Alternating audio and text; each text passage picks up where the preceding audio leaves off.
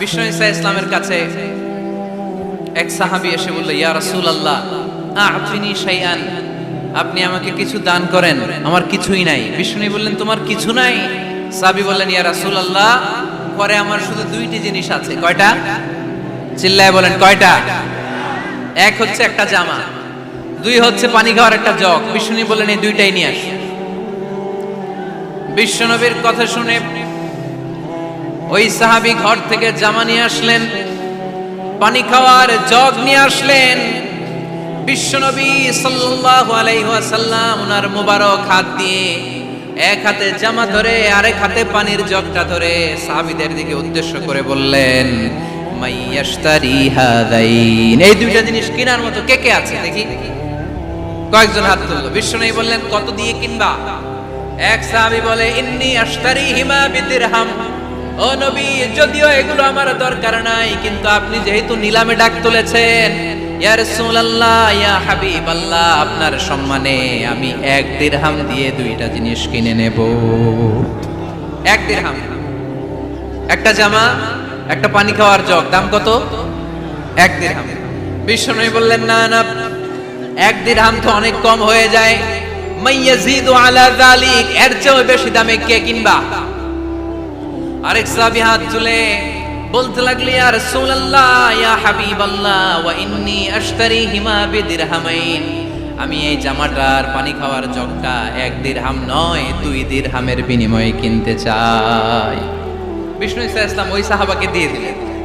দিয়ে 2 দিরহাম নিয়ে যে লোকটা ভিক্ষা করতে এসেছিল তার হাতে 2 দিরহাম দিয়ে বললেন, যাও 1 দিরহাম দিয়ে ঘরে খাবার কিনে দিয়ে আসো, আরেক দিরহাম দিয়ে একটা কুঠার কিনে নিয়ে আসো। শুনতেছেন? কি কিনে নিয়ে আসো? কুঠার দিয়ে কি করে? গাছ কাটে। ওই সাহাবী কুঠার কিনে নিয়ে আসার পরে বিশ্বনবী নিজ হাতে কুঠারের মধ্যে একটা কাঠের হাতল লাগাই দিলেন। আল্লাহু আকবার! হাতল ছাড়া কুঠার ইউজ করা যাবে? বিশ্বনবী নিজ হাতে ওই কুঠারের ভেতরে একটা হাতল লাগাই দিলেন আর বললেন, লা উরিদু আন আরাকা 15 আইয়াম, এই কুঠার নিয়ে জঙ্গলে যাও, গায়ে অনেক শক্তি আছে, কাঠ কাটো, এই কাঠ কেটে বাজারে বিক্রি করো, সামনের 15 দিন যেন আমি আমার চোখের সামনে তোমার না দেখি। বিশ্বনবীর পরামর্শ অনুযায়ী কুঠার নিয়ে ওই সাহাবী জঙ্গলে চলে গেলেন। কাঠ কেটে বাজারে বিক্রি করতে করতে 15 দিন পরে 10 দিরহাম নিয়ে বিশ্বনবীর দরবারে হাজির হয়ে গেলেন। 10 দিরহাম নিয়ে বিশ্বনবীর কাছে হাজির হয়ে গেলেন। সাহাবী এসে বলল, ইয়া রাসূলুল্লাহ এখন আর আমার ভিক্ষা করা লাগে না, আমার গায়ে অনেক শক্তি আল্লাহ দিয়েছে, আই এম ভেরি এনার্জেটিক, আপনার দেয়া বরকতের কুঠার দিয়ে আমি কাঠ কেটে কেটে স্বাবলম্বী হতে শুরু করেছি। সুবহানাল্লাহ পড়েন। আমি এখন 10 দিরহামের মালিক। বিশ্বনবী বললেন, লা আইয়াহতাতিবা আহাদুকুম হুজমাতান আলা যাহরিহি খায়রুম মিন আইয়াসআলা শাইআন ফায়ু'তিয়াহু আও ইয়ামনাহু, যাদের গায়ে শক্তি আছে তারা ভিক্ষা না করে কাঠ কেটে পিঠে সেই বোঝা নিয়ে বাজারে বিক্রি করা অনেক ভালো, কারণ কারো কাছে যদি তুমি হাত পাতো সে দিতেও পারে নাও দিতে পারে, আর কষ্ট করলে কষ্ট কোনোদিন বৃথা যায় না। চিল্লায় বলেন ঠিক কিনা? বিষ্ণু ঈসা ইসলামের অনুপ্রেরণায় এই সাহাবা অল্প কিছুদিনের ব্যবধানে স্বাবলম্বী হয়ে গেলেন। What is the moral of the story? বিশ্বনবীর এই প্রফেটিক স্টোরি থেকে আমাদের কি শিক্ষা? লেসন নাম্বার 1, বিশ্বনবী চাইলেই ওই 2 দিরহাম দিয়ে বলতে পারতো, যাও খাবার দাবার কিনে ফ্যামিলিতে দিয়ে আসো। সে ওই 2 দিরহাম নিয়ে খাবার দাবার কিনে ফ্যামিলিকে খাইয়ে রাত্রে আবার ভিক্ষায় নামতো। কথা কন, রাত্রে কি করতো? ভিক্ষায় নামতো। বিষ্ণু ঈসা ইসলাম তাকে কাজ করে খাওয়ার জন্য উৎসাহ দিলেন। পাশাপাশি বিষ্ণু ঈসা ইসলাম পার্মানেন্ট সলিউশন দিলেন। এজন্য পার্মানেন্ট সলিউশনের ব্যবস্থা করতে হবে। অনেকে আমরা যাকাত দেই, যাকাতের শাড়ি দেই, যাকাতের লুঙ্গি দেই, আছে না নাই? লক্ষ্মীপুরে এরকম দেয় নাকি? কি দেয়? হ্যাঁ, গাড়ি, গাড়ি দেয়, শাড়ি না। যাকাতের শাড়ি, যাকাতের লুঙ্গি বলতে কোনো কথা ইসলামে নাই। এগুলো খুব কম দামি শাড়ি, যাদেরকে এগুলো দেয়া হয় তাদেরকে অপমান করা হয়, ঠিক কিনা? আল্লাহ বলেছেন, ওয়ালাকাদ কাররামনা বানি আদম, I have dignified the status of the sons of Adam, আমি আদমের সব সন্তানদেরকে সম্মানিত করেছি। সুবহানাল্লাহ পড়েন। আপনাদের চেয়ে সম্মানিত কেউ আছে? মানুষের যে সম্মানিত গোটা বিশ্বে আর কোনো মাখলুকাত আছে নাই। এজন্য যাকাতের শাড়ি দেয়া যাবে না, যাকাতের লুঙ্গি দেয়া যাবে না। যাকাতের শাড়ি আপনারা দেখছেন, এটারে একবার ধোয়ার পরে দ্বিতীয়বার পরা যায় না। মশারি কি পাতলা, এর চেয়েও পাতলা। এই জন্য যাকাতের শাড়ি, যাকাতের লুঙ্গি বলতে ইসলামে কোনো পরিভাষা নাই। আপনাকে স্বাবলম্বী করে দেওয়ার চেষ্টা করতে হবে। যারা লক্ষ্মীপুর জেলায় বিজনেস ম্যাগনেট আছেন, তারা একসাথে হয়ে একটা স্ট্রং যাকাত ম্যানেজমেন্ট প্ল্যাটফর্ম করতে পারেন, যেখান থেকে আপনারা বিভিন্ন থানায়, বিভিন্ন গ্রামে বাছাই করে করে কিছু ভাইদেরকে যাকাত দিতে পারেন স্বাবলম্বী করার উদ্দেশ্যে। যেই ফ্যামিলিকে আছে, কি নাম এটা, পল্লী উন্নয়ন ক্লাব, মাশাআল্লাহ, যাকাত ফান্ড দিয়ে বিদেশে লোক পাঠায়। এর চেয়ে সুন্দর পদ্ধতিতে যাকাত বিতরণ আর হতে পারে?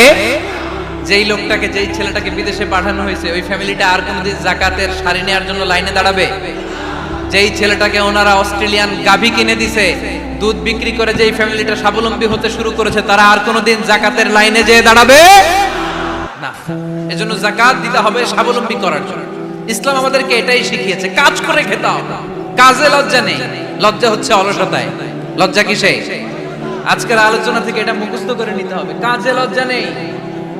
লক্ষ্মীপুরের ইয়াংস্টারেরা শ্রমে লজ্জা নেই, পরিশ্রমে লজ্জা নেই, লজ্জা অলসতায়। লজ্জা কিসে? আরো জোরে।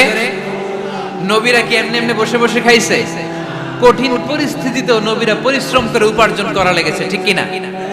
সাইয়েদনা মারিয়াম আলাইহিস সালাম, যার নামে আল্লাহ তাআলা কোরআনে একটা সূরা দিলেন,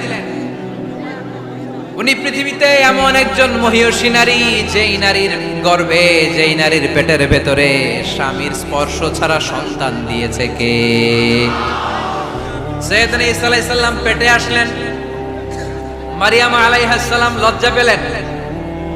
হায় হায়, কেমন করে এলাকাবাসীদের কাছে আমি আমার মুখ দেখাবো? বিয়ে করি নাই, স্বামী নাই, বিয়ে হয় নাই, স্বামী নাই, কিন্তু পেটে সন্তান চলে এসেছে। হায় হায়, এলাকায় কেমনে মুখ দেখাবো? লজ্জায় পড়ে মারিয়াম আলাইহিস সালাম এলাকা থেকে চলে গেলেন। কি অবাক করা কাণ্ড! বাচ্চা ভূমিষ্ঠ হওয়ার জন্য, বড় হওয়ার জন্য 6 মাস 7 মাস লাগে নাই, পেটে বাচ্চা আসার সাথে সাথে বাচ্চাটারে বড় করে দিয়েছে কে? সাইয়েদাতুনা মারিয়াম আলাইহিস সালাম এবার বসে পড়লেন, বুঝতে আরম্ভ করলেন প্রেগন্যান্সির পেইন উঠেছে। হঠাৎ করে পেট থেকে বাচ্চা ভূমিষ্ঠ হয়ে যাওয়ার পরে উনি কাঁপতে আরম্ভ করলেন। ক্ষুধার চোটে খাবার কিছু নাই, সামনে ঝর্ণা, উপরে একটা খেজুর গাছ। সাইয়েদনা ঈসা আলাইহিস সালামকে কোলে নিয়ে মারিয়াম আলাইহিস সালাম মনে মনে ভাবে, হায় রে, কেউ যদি একটু খেজুর পেড়ে দিত, এই ক্ষুধার মুহূর্তে আমি খেজুর খেয়ে পেটের ক্ষুধা নিবারণ করতাম। রব্বুল আলামিন মারিয়ামকে উদ্দেশ্য করে আয়াত নাজিল করে দিলেন, ওয়া হুজ্জি ইলাইকি বিজিযিন নাখলাতি তুসাকিত আলাইকি রতবান জানিয়া। কোরআন সাক্ষী, হুজ্জি ইলাইকি বিজিযিন নাখলা, এর মানে হচ্ছে মারিয়াম, কেউ পেড়ে দিবে না, একটু কষ্ট করে হাতটা উঁচু করে খেজুরের ডালা ধরে ঝাঁকুনি মারো, টসটসে কাঁচা পাকা খেজুর নিচের দিকে পড়বে, তারপর তুমি তুলে খাবে। সুবহানাল্লাহ পড়ে। আল্লাহ চাইলে অটোমেটিক্যালি কারামাত হিসেবে খেজুরগুলো নিচে ফেলতে পারতেন না? কথা কোন? খেজুরগুলো অটোমেটিক্যালি নিচের দিকে পড়ছে? পড়ে নাই। আল্লাহ শিক্ষা দিয়েছে, যেই পরিস্থিতিতে থাকো না কেন, তোমাকে শ্রম ব্যয় করে, কষ্ট করে তোমার উপার্জন করতে হবে, রিজিকের বন্দোবস্ত করতে হবে। চিল্লায় বলেন ঠিক কিনা?